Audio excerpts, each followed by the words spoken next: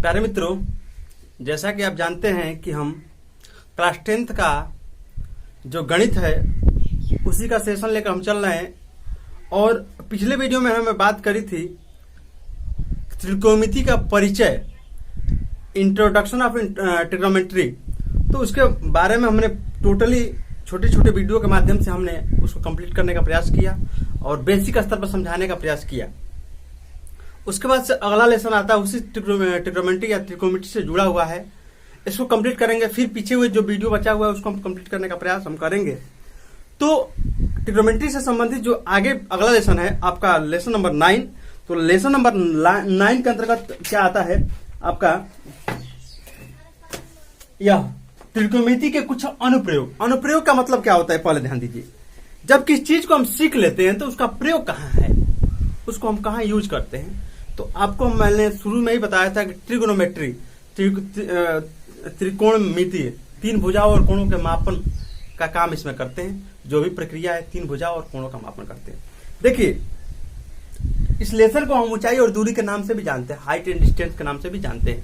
तो लेसन हम कह सकते हैं ऊंचाई और दूरी भी कर सकते हैं, ऊंचाई और दूरी भी कर सकते हैं। तो हम ये कह सकते हैं कि ट्रिग्नोमेट्री का पढ़ने का मुख्य कारण ये है कि हम कोई वस्तु या कोई भी टावर हो, चाहे पेड़ हो, चाहे कोई खंबा हो या कोई पर्वत पहाड़ हो, उसकी ऊंचाई का मापन करने के लिए हम ट्रिग्नोमेट्री या त्रिकोणमिति का प्रयोग करते आ रहे हैं। आज इसका जो शाखा है बहुत बड़े स्तर पे है। तो ट्रिग्नोमेट्री एक प्रकार का एक अलग शाखा है। इसके अंतर्गत हम बहुत सारे पर्वत पहाड़ और की ऊंचाई भी माप लेते हैं। देखिए, कहा जा रहा है कि एक स्थिति निकल के आ रही है और स्थिति क्या निकल के आ रही है तो बस हम देख लेते हैं 1 मिनट।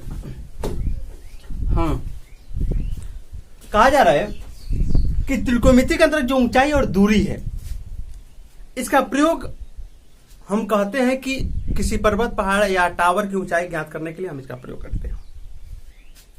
कहा जा रहा है कि कहा जाता है कि ये कोई योजना, एक परियोजना नहीं होती है कि परियोजना के अंतर्गत कोई काम कराया जाता है। तो परियोजना के अंतर्गत एक परियोजना का नाम है आपका सर्वेक्षण ब्रितानी, भारत की एक परियोजना। मतलब कि ब्रितानी नाम के ब्रितानी एक परियोजना थी, परियोजना जो 1856 में स्टार्ट हुई और शुरू हुई 1856 में नहीं, 1852 में। और 1852 में स्टार्ट हुई और यह परियोजना कहा गया कि इसके अनुसार ब्रितानी परियोजना के अंतर्गत 1852 में स्टार्ट हुआ और कहा गया कि इस परियोजना में जो सबसे ऊंची चोटी है उसका मापन किया जाएगा। तो इसी क्रम में एक हिमालय की श्रेणी में सबसे ऊंचा पर्वत श्रृंखला शिखर था, उससे 160 किलोमीटर दूरी पर बीच में 6 बिंदु को लिया गया। 6 बिंदु को, और 6 बिंदु को बीच में लिया गया। जैसे कहने का मतलब यह है कि अब पर्वत पहाड़ की श्रृंखला है, कहीं मान लीजिए यहाँ पर श्रृंखला है पर्वत, यहाँ पर पर्वत श्रृंखला है और यहां से 160 किलोमीटर दूरी पर 6 बराबर दूरी पर बिंदु लिए गए और 6 बराबर दूरी पर बिंदु लिए गए और एक प्रकार के यंत्र का प्रयोग किया गया उस समय थियोडोलाइट एक प्रकार का ऐसा यंत्र है जो अगर मान लीजिए कि कोई बहुत बड़ा टावर है और इस टावर के दूर यहां से अगर हम इस थियोडोलाइट यंत्र को लगा देते हैं तो बता देगा कि इसके शीर्ष पर कितना डिग्री का कोण यहां बन रहा है। इतनी बातें समझ में आ रही। तो इस तरह से थियोडोलाइट का कार्य यह था कि कोण किसी पर्वत या किसी पहाड़ी या किसी चोटी का कोण नीचे से किसी बिंदु से कितना डिग्री बन रहा है। मान लीजिए कि इसका यह अपना आधार है, ऐसे कुछ ऊंचाई पर है। कहा जा रहा है कि इसके आधार से कुछ दूरी पर एक बिंदु होगा और उस बिंदु से देखा जाएगा कि इसका जो शिखर है कितना डिग्री का कोण बनाता है। इस यंत्र का नाम था थियोडोलाइट और थियोडोलाइट का प्रथम बार प्रयोग करके और माउंट एवरेस्ट की ऊंचाई मापने की बात है तो प्रथम बार कितना कब 1856 में इसी परियोजना के अंतर्गत 1852 में परियोजना स्टार्ट हुई। कौन? ब्रितानी परियोजना। इसी के अंतर्गत जॉर्ज एवरेस्ट नाम के एक व्यक्ति थे जिन्होंने 1856 में इस यंत्र को, थियोडोलाइट को प्रयोग करके और पहली बार उन्होंने मापा था माउंट एवरेस्ट को। आपको बता देते हैं कि हाई स्कूल के सिलेबस को ही हम कवर कर रहे हैं। देखिए एनसीईआरटी की किताब में सारी बातें दी हुई हैं। आप 10th के क्या इस त्रिकोणमिति का कुछ अनुपात में जब देखेंगे, कुछ अनुपात का कुछ अनुप्रयोग में, तो आपको मिल जाएगा ये सारी चीजें, सारी कहानी आपको पता हो जाएंगी। कहा जा रहा है जो थियोडोलाइट जो यंत्र है, जो कोण मापन का, इस यंत्र को देहरादून के अंतर्गत, उत्तराखंड की राजधानी देहरादून है, उसके अंतर्गत भारत सर्वेक्षण संग्रहालय में रखा गया है। इसको कहाँ रखा गया है? भारत सर्वेक्षण संग्रहालय जो देहरादून के अंतर्गत स्थित है, इसको रखा गया है कि लोग जाएंगे तो देखेंगे कोण मापन का यंत्र कैसा होता है। जैसे स्टूडेंट जाते हैं, जैसे हम लोग जाते हैं, तो जाएंगे तो देखेंगे कि कोण मापन का यंत्र कैसा है। चलिए, अब ये तो बात हुई ऐतिहासिक कुछ चीजें कि इसका प्रयोग कैसे कैसे कब किया गया। अब कुछ बात बताते हैं क्वेश्चन संबंधी, जो आपको अगले एक्सरसाइज को बनाने में आपके लिए अति आवश्यक है। जान लीजिए इस चीज को और आपका सहायता प्रदान भी करेगा। चलिए आपको बताते हैं।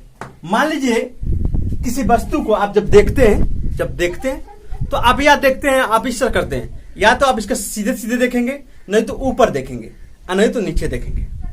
तो देखिए जैसे मान लीजिए यह आंख हो गई आपकी, यह आंख, जब आप सीधे सीधे देखेंगे तो इस सीधे सीधे देखेंगे तो इस काल्पनिक रेखा को हम बोलते हैं दृष्टि रेखा, या इसको बोलते हैं क्षैतिज रेखा। क्षैतिज रेखा इसको बोलते हैं। सीधी सीधी रेखा को क्या बोलते हैं? क्षैतिज रेखा बोलते हैं। उसके बाद से या हमें कह सकते हैं दृष्टि रेखा या लाइन ऑफ साइट, इसको बोल सकते हैं लाइन ऑफ, इसको बोलते सकते हैं लाइन ऑफ साइट। मतलब किसको बोल सकते हैं? जो सीधी सीधी देखे, न ऊपर थोड़ा भी देखे न नीचे देखे, उसको बोलते हैं क्या? दृष्टि रेखा। अब थोड़ा ध्यान दीजिएगा, तो हमने तो इसको हमने क्या किया?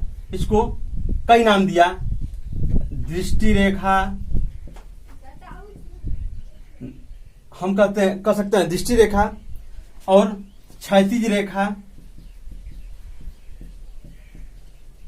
या लाइन ऑफ साइट। अब थोड़ा ध्यान दीजिए, जैसे ही हम थोड़ा सा ऊपर देखते हैं, ऊपर, तो इसको बोलते हैं उन्नयन कोण या उन्नत कोण बोलते हैं। उन्नत कोण बोलते हैं, उन्नयन कोण बोलते हैं, या इसको बोलते हैं एंगल ऑफ एलिवेशन। इसको बोलते हैं angle of elevation. Angle of elevation. अब नीचे वाला क्या होता है? इसको बोलते हैं अवनमन कोण या अवनत कोण। इसको इंग्लिश में बोलते हैं, इंग्लिश में इसको बोलते हैं angle of depression. Angle of depression. तो इस तरह से एंगल ऑफ डिप्रेशन बोलते हैं इसको। तो ये सब चीजें हो गई। आप अब ऊपर की तरफ जैसे ही देखेंगे तो एंगल ऑफ, अब एक चीजें हो सकती हैं। देखिए मान लीजिए यह है, तो अब देखिए अब कोई खंभा है, मान लीजिए खंभा है, तो अगर खंभा है तो अगर खंभा के आधार से कुछ दूरी पर, मतलब एक बिंदु है, अगर इसके शीर्ष पर देखेंगे तो यह तो हो जाएगा आपका उन्नयन कोण, या हम कह सकते हैं एंगल ऑफ एलिवेशन हो जाएगा। एंगल ऑफ एलिवेशन हो जाएगा, ऊपर की तरफ देखेंगे। लेकिन अगर यही खंभे के शीर्ष से नीचे की तरफ देखेंगे तो ये हो जाएगा आपका अवनमन कोण। अब थोड़ा बता देते हैं। एक ही त्रिभुज में या किसी खंभे के शीर्ष से या किसी खंभे के आधार से किसी बिंदु से देखा गया उन्नयन कोण, हम कह सकते हैं कि एक ही में उन्नयन कोण प्लस अवनमन कोण बराबर 90 डिग्री के बराबर होता है। दोनों कोणों को देखने पर दोनों कोणों का जो योग होगा वह किसके बराबर होगा? 90 के बराबर होगा। तो हमें कह सकते हैं कि अगर हम कह सकते हैं, आपसे पूछ ले कि अगर उन्नयन कोण अगर 60 डिग्री है तो हम जान सकते हैं कि, तो इससे पता हमको चल जाएगा अवनमन कोण का 30 डिग्री होगा। अगर हम कह सकते हैं कि उन्नयन कोण अगर 50 डिग्री है तो अवनमन कोण उसका 40 डिग्री होगा। तो ये सब चीजें आपको बताने के लिए हमने प्रयास किया और इसमें एक चीजें निकल के आती है। इसका एक एग्जाम्पल हम आपको दे देते हैं। ऊपर वाला उन्नयन कोण हो जाएगा, नीचे वाला अवनमन कोण हो जाएगा। क्वेश्चन को सबसे पहले इसमें जरूरी बात यह होगी कि आप एक काम करेंगे, इसमें क्या काम करेंगे कि क्वेश्चन जो भी होगा उसको विस्तृत रूप से आप पढ़ने का प्रयास करेंगे और पढ़ने का प्रयास करेंगे। तो इसमें आपको ज्यादा कुछ नहीं करना है, आपको यही ज्ञात इसमें करना है कि कैसे किसी पर्वत या पहाड़ किसी खंभे की ऊंचाई ज्ञात होगी।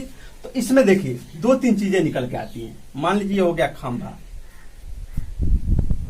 एक हो गया कोई बिंदु, जिससे टावर नहीं होता है। मान लीजिए कोई टावर है, तो टावर के आधार से कुछ दूरी पे हम खड़े हैं और यहां से जब हम अपनी आंख से देखते हैं उस टावर को, तो मान लीजिए यहां से हम देख रहे हैं टावर को, तो टावर को जब देख रहे हैं तो मान लीजिए हमने किसी यंत्र के माध्यम से बताया कि कोण कितना बना रहा है, तो हम कह दीजिए कि 60 डिग्री कोण बना रहा है। तो 60 डिग्री बना रहा है तो एक बात बताए थे हम कि जो कोण होगा उसके सामने वाला हो जाएगा लंब और नीचे वाला हो जाएगा आधार, ये हो जाएगा आपका कोण।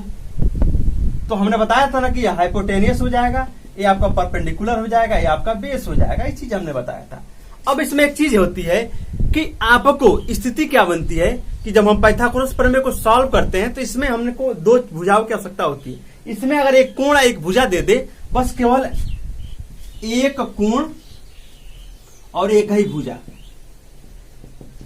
अगर एक कोण और एक भुजा अगर आपको दे दे तो तीनों भुजाएं आपको आसानी से ज्ञात हो जाएंगी। इसके लिए पाइथागोरस प्रमेय की आवश्यकता नहीं है। तो जैसा कि अभी हम बताते, मान लीजिए कि अब क्या पूछता है, तो इसमें देखिए आपको 3 चीज की आवश्यकता होती है। आप साइन को दिमाग में बैठा लीजिए, साइन थीटा को बैठा लीजिए, कॉस थीटा को बैठा लीजिए और टेन थीटा को बैठा लीजिए।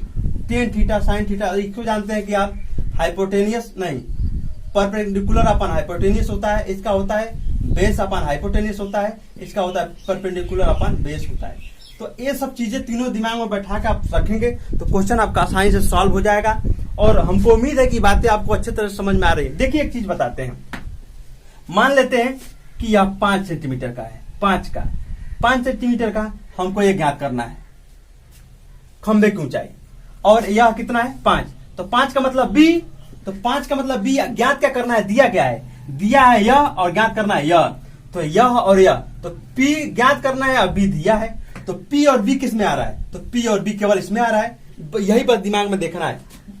अगर यह पूछ ले और यह दिया रहे तो बी दिया है बी, अब पूछ रहा है एच, तो बी और एच वाला लेंगे, बी और एच वाला, तो जो दिया रहेगा उसको और जो पूछता है उसको, इसमें से आप दिमाग में बैठा लीजिएगा तो आपका क्वेश्चन सॉल्व होगा। जैसे मान लीजिए कि अब बी दिया है और पी पूछ रहा है, तो हम 10 लेंगे, तो 10 थीटा इक्वल हो जाएगा आपका यह क्या, पी अपन बी, और पी अपन बी, तो 10 थीटा कितना डिग्री है 60 डिग्री, और ये हो जाएगा 10 60 डिग्री।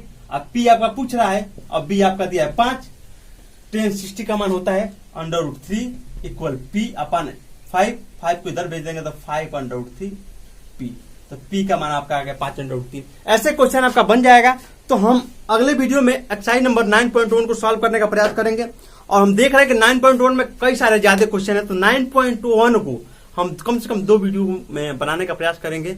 और देखिए बातें अगर समझ में आ रही है तो वीडियो को ज्यादा से ज्यादा शेयर करें, कमेंट करके बताएं कि आपको कहाँ समस्या हो रही है, मैं इसको बेसिक स्तर पर बताने का प्रयास करूंगा।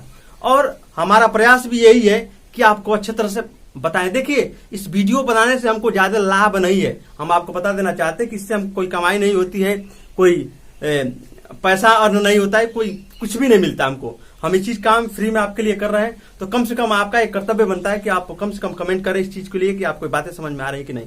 वीडियो देखने के लिए धन्यवाद।